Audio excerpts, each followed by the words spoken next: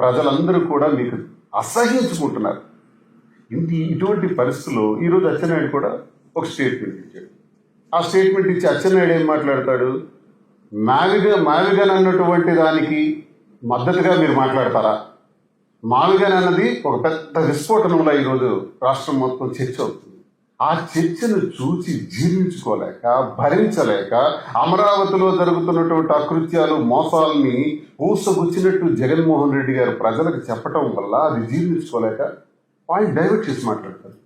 జగన్మోహన్ రెడ్డి గారు రాజశేఖర రెడ్డి గారు మరణానికి కారణం అంటారు. ఏం మాట్లాడుతున్నారు? ఆ మహానుభావుడు రాజశేఖర రెడ్డి గారు మరణానికి కారణం జగన్మోహన్ రెడ్డి గారు. ఆ కుటుంబంతో నేటికి 25 సంవత్సరాలుగా తిరుగుతున్నటువంటి అనుభవంతో నేను తెలియజేస్తున్నాను. జగన్మోహన్ రెడ్డి గారు సంతకాల సేకరణ చేశారా? జగన్మోహన్ రెడ్డి గారి దగ్గరికి 150 మంది పైచిలకు ఎమ్మెల్యేలు మీరు ముఖ్యమంత్రిగా ఉండండి అని ఒక కాగితం మీద సంతకాలు పెట్టి తీసుకొస్తే తృణప్రాయంగా రిజెక్ట్ చేశారు. ఆయన కాగితాన్ని తీసుకోలా, ఆయన ఆ రకంగా ముఖ్యమంత్రి కావాలని అనుకోలా. మిస్టర్ అచ్చెన్నాయుడు, నువ్వు ప్రతిసారి సైకో సైకో సైకో అంటున్నావు కదా, నీకు ఆంబోతు అని నేను అంటాను. దున్నపోతు, ఆంబోతు, బ్రెయిన్ లేదు నీకు. 150 సంతకాలతో ఆయన ఒకవేళ 2009లో రాజశేఖర రెడ్డి గారు మరణాంతరం ఉమ్మడి రాష్ట్రంగా ఉండేటప్పుడు ఆయన ముఖ్యమంత్రి అవ్వాలనుకుంటే ఒక్క నిమిషం పట్టదు.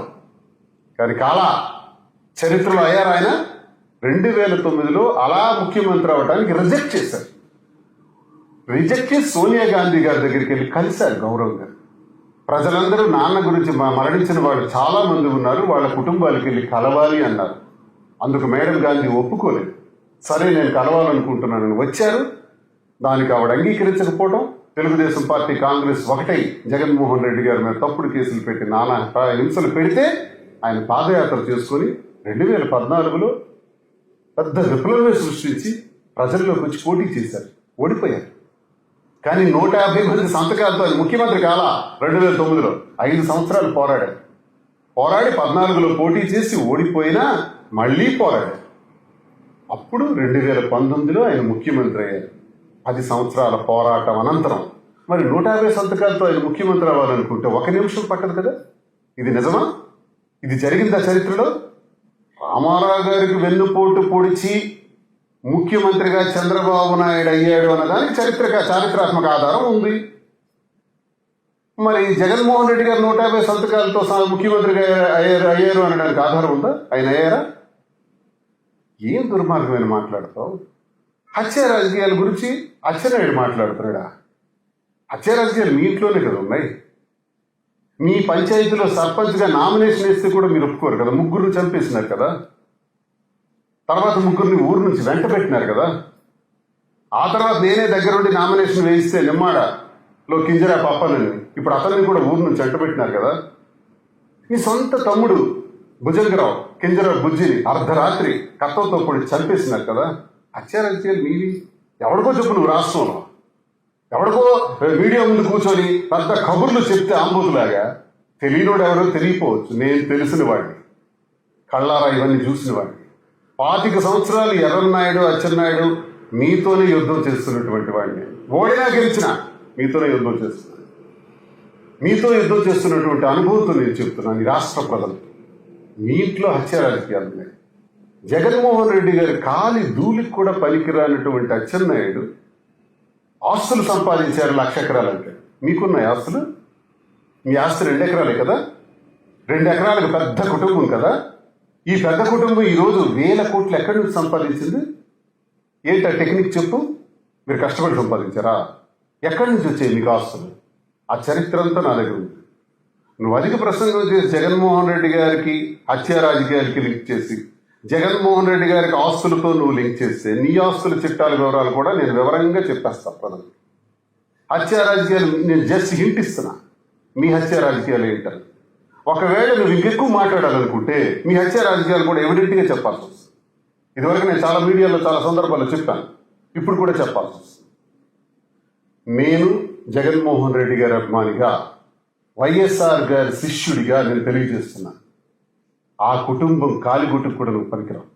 ఇష్టానుసారంగా మాట్లాడి మావిగన్ అనేటటువంటి ఈ సబ్జెక్ట్ బ్రహ్మాండంగా ఈరోజు ప్రజల్లోకి వెళ్ళింది కాబట్టి దాన్ని ఇష్టపడుతున్నారు కాబట్టి స్వాగతిస్తున్నారు కాబట్టి జీర్ణించుకోలేక నువ్వు ఇవి మాట్లాడుతున్నావు.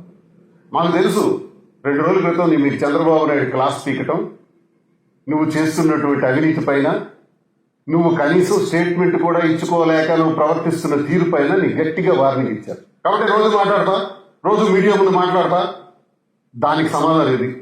మీ పార్టీలో ఏది జరిగితే తెలుసుకో.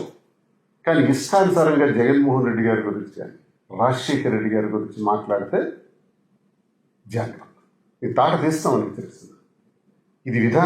ఈ విధానాన్ని తీవ్రంగా మేము వ్యతిరేకిస్తామని మీకు నేను తెలియజేస్తున్నాను.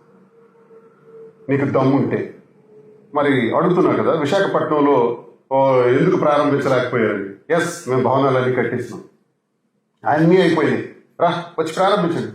మాకు కావాలి, ఉత్తరాంధ్ర ప్రాంతానికి పరిపాలనా రాజధాని కావాలి. నువ్వు ఉత్తరాంధ్ర వాడివే కదా, నీకు దమ్ముంటే అమరావతి నిర్మాణాన్ని ఆపి, ఆ సొల్లు కబుర్లు ఆపి, ఆ 1,00,000 ఎకరాలు 2,00,000 కోట్లు ఇదంతా జరిగే పని కాదు. పెద్ద కలగా మిగిలిపోద్ది రాష్ట్రంలో. ఇప్పటికే మన పిల్లలకి ఎవరికైనా మీ రాజధాని ఎక్కడ, మీ రాజధాని పేరు ఏంటంటే తెలియదు. 12 సంవత్సరాలు అయిపోయింది. మరో 2 పుష్కర కాలాలైనా సరే మనం చెప్పుకోలేని స్థితి వస్తుంది. అమరావతి నిర్మాణం జరగదు. చంద్రబాబు నాయుడు గారు మీరు తీసుకున్నటువంటి నిర్ణయం తలగొరువుతో తలగొక్కున్నట్టే, ఇది జరగదు. బెస్ట్ జగన్మోహన్ రెడ్డి గారు చెప్పినటువంటి ప్లాన్ ఏ అమలు చేయండి. మీరు ప్లాన్ ఏ అమలు చేయలేకపోతే, ఒకవేళ అమరావతిలోనే నిర్మాణం చెయ్యాలని 1,00,000 కోట్లు 2,00,000 కోట్లు అని మీరు నిర్మాణం చేసుకుంటే మరో రాష్ట్ర విభజనకి, మరో ఉద్యమానికి కూడా శ్రీకారం చుడతాం. కళింగ రాష్ట్రం మాకు కావాలి. ఇది కళింగ ప్రాంతం. హరిజన, గిరిజన, తాడిత, పీడిత, కర్షక వర్గాలు, కుమ్మరి, కమ్మరి, చేనేత, వడ్రంగి, రెడ్డికి, యాదవ, బ్రాహ్మణ, వైశ్య, అన్ని కులాల వాళ్ళు, కళింగులు, కాపులు, వెలమలు, ఎన్నో అగ్ర కులాలు, బీసీ కులాలు అందరూ ఉన్నటువంటి ఒక గొప్ప పుణ్యక్షేత్రం మా కళింగ రాష్ట్రం. కళింగ రాష్ట్రం గురించి మహాభారతంలో కూడా యుద్ధ సమయంలో కళింగ రాజులకి దుర్యోధనుడి దగ్గర నుంచి ఆహ్వానం వచ్చింది. అంత చరిత్ర కలిగినటువంటి మగధరాజుల సామ్రాజ్యంలో వ్యక్తిగతంగా స్వతంత్రంగా పరిపాలించుకునే రాజ్యం. మౌర్యుల సామ్రాజ్యంలో కూడా స్వతంత్రంగా పరిపాలించుకున్న రాజ్యం. నౌకాయానంలో కానీ ఎగుమతులు దిగుమతులు కానీ ఆరితేరిన తీర ప్రాంతం కళింగ రాజ్యం. మరి మేము సెపరేట్ రాష్ట్రం గురించి కోరాల్సి వస్తుంది. అచ్చెన్నాయుడు, నీకే తెలియజేస్తున్నా, చంద్రబాబు నాయుడు గారు చెప్పుకో, మేము ఉత్తరాంధ్ర ప్రాంతాన్ని అభివృద్ధి చేసే భాగంలో జగన్మోహన్ రెడ్డి గారు చెప్పినట్టు ప్లాన్ ఏ ప్రకారం విశాఖపట్నంలోనే పరిపాలనా రాజధాని కొనసాగించండి. లేదంటే కళింగ రాజ్యం కోసం పోరాటం తప్పదు, ఉద్యమం తప్పదు. నేను అంటున్నటువంటి మాటలు ఈరోజు విత్తనమే కావచ్చు, భవిష్యత్తులో ఈ మాటే మహావృక్షం కాబోతుంది. ఎన్నేళ్ళైనా సరే ఈ ప్రాంతం మరో రాష్ట్రంగా ఆవిర్భవించడానికి ఉద్యమం చేయాల్సి వస్తుంది. ఇది ఆలోచించే అన్ని ప్రాంతాలకి సమభాగం ఉండాలి, అన్ని ప్రాంతాలకి సమాన గౌరవం ఉండాలి. భవిష్యత్తులో ప్రాంతీయ వాదనలు రాకూడదు, అన్ని ప్రాంతాలకి సమాన గౌరవాన్ని ఇస్తాను అని ఆలోచించినటువంటి మొట్టమొదటి వ్యక్తే వైఎస్ జగన్మోహన్ రెడ్డి. ఆయన 3 ప్రాంతాలను అభివృద్ధి చేస్తాననడానికి రీజన్ ఇది. ఆ రీజన్ని మీరు కొల్లగొడితే ఈ రీజన్ స్టార్ట్ అవుతుంది. కళింగ ప్రాంతం, కళింగ రాష్ట్రం అనే ఉద్యమం ప్రారంభించడానికి మేము సన్నద్ధులు